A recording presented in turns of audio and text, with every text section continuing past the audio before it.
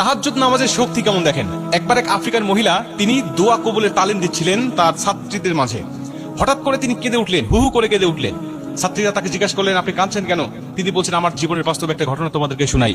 আমার একজন মেয়ে আছে, যেই মেয়েটা দেখতে খুব বেশি একটা ভালো নয়, কালো, তার গায়ের চামড়া কালো এবং দেখতে খুব স্মার্ট নয়, তিনি খুব স্বাস্থ্যবান। কিন্তু আমার মেয়ে মাঝে মাঝে বলে উঠতো, এমন চেহারার মেয়েরা আমাদের আফ্রিকায় তাদের মর্যাদা থাকলেও আরব বিশ্বে আরব যুবকদের মাঝে এই সমস্ত মেয়েদের কোনো দাম নাই, বা তারা কোনোভাবেই তাদেরকে পছন্দ করে না। তারা পছন্দ করে সাদা চামড়ার মেয়েরা এবং খুব চিকন হালকা পাতলা যারা, তাদের খুব পছন্দ করে। কিন্তু আমার মেয়ে মাঝে মাঝে বলে উঠতো যে আমি আফ্রিকান কোন যুবককে বিয়ে করব না, আমাকে বিয়ে করবে আরব দেশ থেকে খুব সুদর্শন যুবক এসে আমাকে বিয়ে করে আফ্রিকা থেকে নিয়ে যাবে। আমরা তার কথা শুনে প্রথমে হাসতাম আর তাকে বলতাম যে এটা শুধু তোমার স্বপ্নই থেকে যাবে, এটা কখনো বাস্তবায়ন হবে না।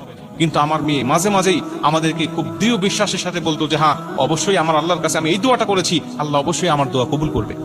হঠাৎ করে কিছুদিন পর দেখি আরব বিশ্ব থেকে একটা প্রস্তাব আসলো, যেই প্রস্তাবটা আমার মেয়ে শোনার সঙ্গে সঙ্গে প্রত্যাখ্যান করে দিল। তিনি রাজি হলো না, কারণ ওই পাত্র ছিল বয়স্ক এবং তার আগেও 3টা স্ত্রী ছিল। এজন্য আমার মেয়ে তাকে পছন্দ করলেন না, তাকে রিজেক্ট করে দিলেন, তাকে ফিরিয়ে দিলেন।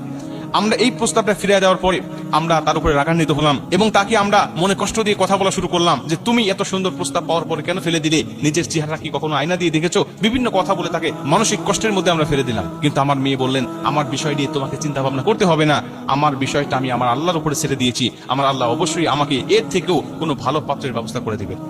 তিনি বলছেন, আমার মেয়ের এরকম কথা বলা দেখে আমরা মাঝে মাঝে অবাক হলেও আমরা ভাবতাম যে এটা কখনোই সম্ভব নয়, কারণ এমন মেয়ের জন্য এত সুন্দর সুদর্শন রাজপুত্র কখনোই আমার মেয়ের জীবনে আসবে না। শুধু আমার মেয়ে এটুকু বলতো তা নয়, তিনি ইঙ্গিত করে বলতো যে আমার জন্য যে যুবককে আল্লাহ বাজেট করে রেখে দিয়েছেন তার চেহারা হবে খুব সুদর্শন, তার চক্ষু হবে নীল, তিনি যুবক বয়সের হবেন, অতি বেশি বয়স তার হবে না, এরকম ভাবে তিনি ইঙ্গিত প্রদান করতেন।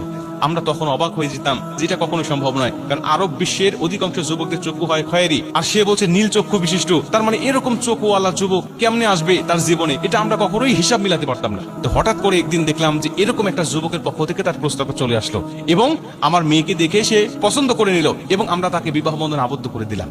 তিনি বলছেন, বিবাহ হয়ে যাওয়ার পরে আল্লাহর পরে যদি কোনো মানুষকে সিজদা করা জায়েজ থাকতো, আমরা আমার মেয়েকে সিজদা করতাম, এই আল্লাহওয়ালা মেয়েকে সিজদা করতাম। কেন?